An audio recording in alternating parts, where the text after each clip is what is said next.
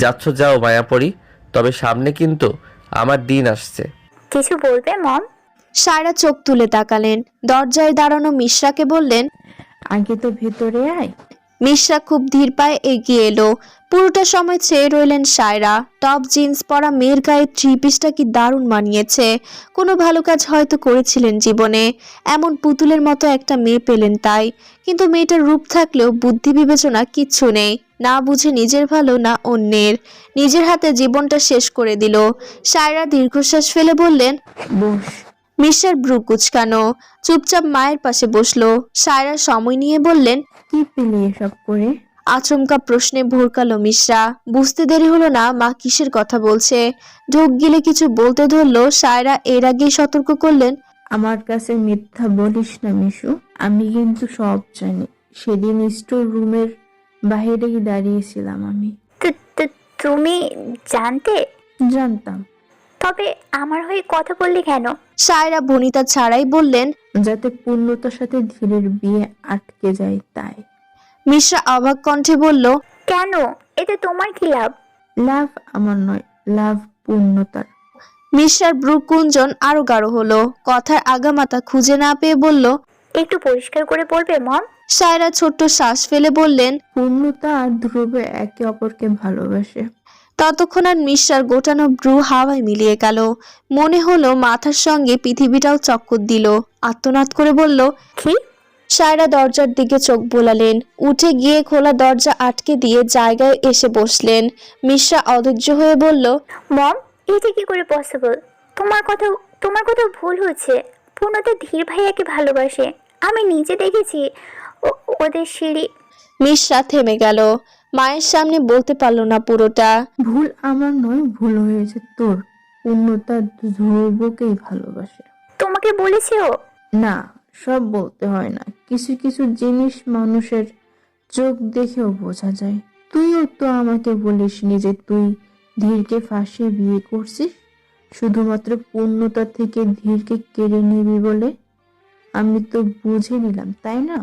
সায়রার তির্যক বাক্যে মিশ্রা চোখ নামিয়ে ফেলল। মিনমিন করে বলল, আজকাল দেখছি পূর্ণতার হয়ে কথা বলছো। সায়রা স্পষ্ট বললেন, বলছি, আরো আগে থেকে বলা উচিত ছিল। শুধু ওর হয়ে কথাই বলছি না, আজকাল ওকে ভালোবাসছি। মিশ্রা অবিশ্বাস্য চোখে তাকালো। মম, কি হয়েছে তোমার? আমার সেই আগের মমের সঙ্গে তোমার কোনো মিল পাচ্ছি না আমি। বলছিস? তাহলে নিশ্চয়ই সফল হচ্ছি ভালো মানুষ হওয়ার চেষ্টায়। মিশ্রা বিরক্তিতে চভঙ্গীয় শব্দ করে অন্যদিকে তাকালো। সায়রা ওর থুতনি ধরে আবার নিচের দিকে ঘোরালেন। মিশ্রার দৃষ্টি নিবদ্ধ হলো সায়রার ছলছল চোখের উপর। এই পৃথিবীতে আমি সব থেকে বেশি ভালোবাসি তোকে। আমার যখন নিজেকে নিঃস্ব তুচ্ছ লাগতো, আমি তোর দিকে তাকাতাম। মনে হতো আমার কাছে আমার সব আছে। এই তো তুই আছিস। কোনোদিন তোর গায়ে হাত তুলিনি, একটা ধমক অব্দি দিইনি। বুকের মধ্যে আগলে রেখেছি, যা চেয়েছিস চেষ্টা করেছি দেওয়ার। তবুও পারলে আমায় ক্ষমা করে দিস মিশু, আমি তোর কাছে অপরাধী। সায়রা চোখ বেয়ে জল গড়াতেই মিশ্রা ব্যস্ত হাতে মুছে দিল। মম, এসব কি বলছো তুমি? তুমি একা আমাকে ভালোবাসো, আমি বাসি না? তুমি ছাড়া আমার কে আছে বলো? আর কিসের ক্ষমা, কিসের অপরাধ? কেন এসব হাজিবাজি বলছো? হাবিজাবি নয় মা, সঠিক কথা বলছি আমি। আমি তোকে ভালো শিক্ষা দিতে পারিনি মানুষের মতো মানুষ করতে। আসলে নিজের সংসারের টানা পোড়েনের নিয়েই এত ব্যস্ত ছিলাম, এত মানসিক চাপে ছিলাম যে তোর দিকে খেয়াল রাখা আমার হয়ে ওঠেনি। যদি তোকে ভালো মানুষ বানাতে পারতাম, আজ হয়তো হিংসার বশবর্তী হয়ে এত বড় একটা ভুল তুই করতে যেতি না। মিশ্রার মুখে অন্ধকার নেমে এলো। সায়রা বললেন, আশরাফ তার প্রথম স্ত্রীকে খুব ভালোবাসে জানিস। ও সময় চেয়েছিল আমার কাছে, বলেছিল তাহমিনার শোক থেকে বের হতে ওর সময় প্রয়োজন। আমি শুনিনি, তাড়াহুড়ো করেছিলাম। সদ্য সংসার ভাঙা মেয়ে দ্বিতীয় বিয়ের পরেও যদি স্বামীর ভালোবাসা না পায়, সে জানে তার কেমন লাগে তখন। সেই শোকে পাগল হয়ে গেছিলাম। বাসরাতে আশরাফের ঘরে না ফেরা মানতে পারিনি, রাগ ঝেড়েছিলাম পূর্ণতার উপর। তারপর থেকে প্রতিনিয়ত ঝাড়ছি। সেটাই আমার চরম ভুল ছিল। আশরাফ আরো দূরে সরে যাচ্ছিল আমার থেকে। আমি কিন্তু থেমে থাকিনি, সর্বোচ্চ চেষ্টা করতাম ওর মন জয় করার, কিন্তু আশরাফের ভালো থাকা ছিল পূর্ণতার মধ্যে। মাস দুয়েক পর পর ফিরে মেয়ের বিষণ্ণ চেহারা ওকে আরো মেলোমেলো করে দিত। কতবার পূর্ণতাকে সাথে নিতে চেয়েছে, মেয়েটা গেল না। আমার অত্যাচার সয়ে পড়ে থাকলো ওই বাড়িতে। আচ্ছা তুই বল, কম অত্যাচার করেছিলাম ওকে?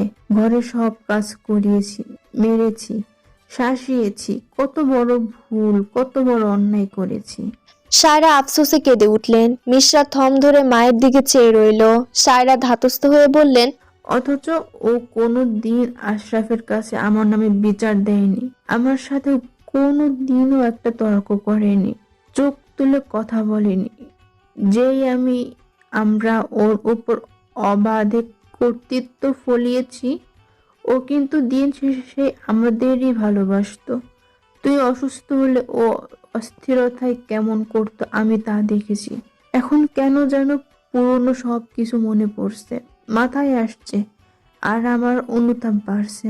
সেদিন কেন দেখিনি ওসব, কেন দেখিনি? যাকে এত কষ্ট দিলাম, যন্ত্রণা দিলাম, আজ সেই মেয়েটাই আমার হয়ে তার বাবার কাছে অধিকার চাইলো। মাথায় হাত রাখিয়ে বাবার কাছে ওয়াদা নিল। কি বলল জানিস? ছোট্ট মাকে এবার মেনে নাও না বাবা। মিশ্রা তখনও নিষ্পলক তাকিয়ে। যে মানুষটা কোনো দিন আমার পাশে বসে দুটো কথা বলেনি, সে এখন নিজেই আমাকে ডেকে বলে, সায়রা এসো গল্প করি। সায়রা খুশিতে ডুকরে কাঁদলেন। আমি তোকে দোষ দেব না মিশু, দোষ সব আমার। ছোট থেকে তোকে যা শিখিয়েছি তুই তাই শিখেছিস। তাই আজ মা তোর কাছে একটা অনুরোধ করব, রাখবি? মিশ্রার চোখ ও কেমন চিকচিক করছে, কেন করছে নিজেও বুঝলো না। মায়ের কথায় শুধু ঠোঁট নেড়ে বলল, বলো। সায়রা মেয়ের দু হাত ধরে কাতর কণ্ঠে বললেন, বিয়েটা যেভাবেই হোক, যে পরিস্থিতিতে হোক, যে উদ্দেশ্য হোক, বিয়ে বিয়েই। তুই সব ভুলে এই বিয়ে মেনে নে, ধীরকে মেনে নে। মিশ্রা দ্রুত হাত ছাড়িয়ে নিয়ে বলল, এসব কি বলছো মম? আমি তো ধীর ভাইয়াকে ভালোবাসিস না তাই তো? মিশ্রা ব্রুকুচকে চোখ নামালো। সায়রা বললেন, সে তো আমিও আশরাফকে ভালোবেসে বিয়ে করিনি, তাই বলে এখন কি ভালোবাসি না? বাসি। স্বামীরা এরকমই হয় মা, বিয়ে অদ্ভুত এক শব্দ, মেয়েদের জীবন এক মুহূর্তের মধ্যে পাল্টে দেয়। যে মানুষটাকে তুই সহ্য করতে পারবে না, ওই একটা বাক্য বাধ্য করবে তোর সেই ঘৃণাকে ভালোবাসায় বদলে দিতে। স্বামী কথাটা শুনতে অনেক হালকা লাগে, কিন্তু এর পাল্লা অনেক ভারী মিশু। মেয়েদের কাছে পৃথিবীর সবচেয়ে দামি তার স্বামী, এর মূল্য দুনিয়ার সব টাকা পয়সার কাছেও হার মানবে। কিন্তু মম, আমি কি করে? তুই চেষ্টা কর, চেষ্টা করলে মানুষ কি না পারে। তোদের বিয়ে হয়ে গেছে মিশু, জীবনে বিয়ে বারবার হয় না। হ্যাঁ, যদি আমার মতো কপালে। মিশ্রা আটকে দিয়ে বলল, মম প্লিজ, কেন বারবার পুরনো কথা বলছো? তাহলে কি করব? বল কি করব? আজ বাদে কাল আমি তোর বাবার সঙ্গে সুইডেন যাচ্ছি। ওখানে গিয়ে ছটফট করব তোর কথা ভেবে, যে আমার মেয়েটা কিরকম আছে, কি করছে। যদি আর কথা একটু হলেও মাথায় ঢুকতো, মেনে নিতিস, অন্তত শান্তি মনে দেশ ছাড়তে পারতাম। কিন্তু তুই তুই তো নিজের কথা ভাববি শুধু, মায়ের কথা ভাববি কেন? মম, এভাবে কেন বলছো? আমি কি তোমাকে ভালোবাসি না? বাসিস? তাহলে আমার কথা শুনিস না কেন? একটা সংসারের মূল্য তুই জানিস? ধীর পুরুষ মানুষ পূর্ণতাকে ভালোবাসে ঠিকই, কিন্তু যখন চোখের সামনে ধ্রুবর সঙ্গে ওর সুখের সংসার দেখবে, ওর মন মানসিকতা ঠিক পাল্টে যাবে।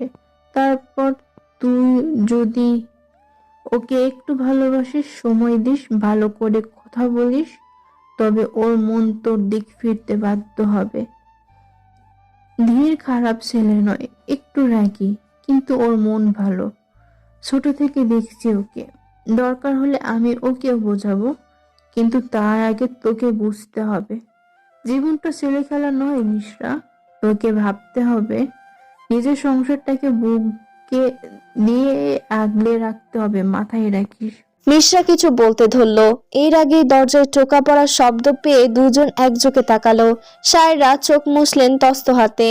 মিশ্রা উঠে গিয়ে দরজা খুলতেই দেখলো আশরাফের চকচকে চেহারা, যেটা আরো গাঢ় হলো মিশ্রাকে দেখে। মিশুমা, তুমি এখানে? মিশ্রা কি বলবে বুঝে পেল না। আশরাফ ভেতরে ঢুকতে ঢুকতে বললেন, আমি তোমার রুমে গিয়ে খুঁজে এসেছিলাম।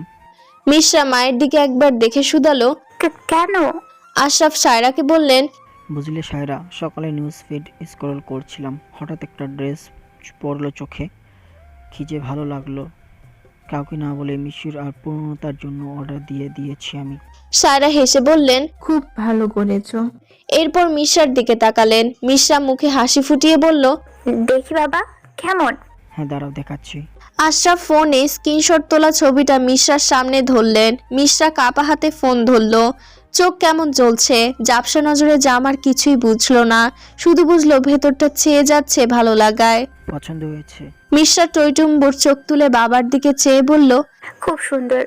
আশরাফ অবাক কণ্ঠে বললেন, একই কাঁদছো কেন? মিশ্রার ঠোঁট ভেঙে এলো কান্নায়। একরকম ঝাঁপিয়ে পড়লো আশরাফের বুকের উপর। আশরাফ চমকালেন। মিশ্রা হু হু করে কেঁদে ফেললো। আশরাফ উদ্বিগ্ন হয়ে পড়লেন। সায়রা ভেজা চোখ হাত দিয়ে মুছছেন। আশরাফ মিশুর মাথায় হাত বুলিয়ে বললেন, কি হয়েছে মামুনি? কেউ কিছু বলেছে তোমায়?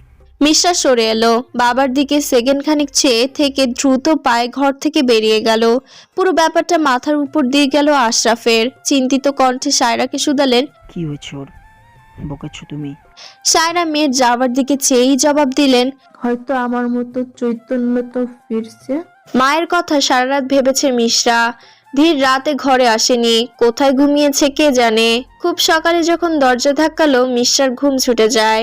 এলোমেলো হেঁটে গিয়ে দরজা খুলতে ধীর ঢুকলো রুমে। গা থেকে বের হলো সিগারেটের কড়া গন্ধ। খালি পেট গুলিয়ে এলো মিশ্রার। ধীরের অস্বাভাবিক চেহারা দেখে কিছু বলল না এ নিয়ে। ধীর যখন কাঁধের তোয়ালে ঝুলিয়ে বাথরুমে ঢুকবে সেই মুহূর্তে ছোট্ট করে জানালো, আমি হানিমুনে যাব। ধীরের কদম থেমে গেল। ঘুরে তাকালো। নিশ্চিত হতে জিজ্ঞেস করলো, কি? মিশ্রা ফের একই কথা বলল। আমি হানিমুনে যাব।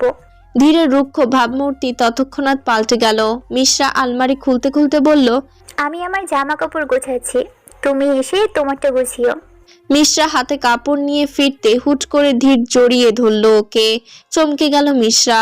ধীর খুশিতে হাসফাস করে বলল, thank you so much Mishu. তুই জানিসও না আমি ঠিক কতটা খুশি হয়েছি।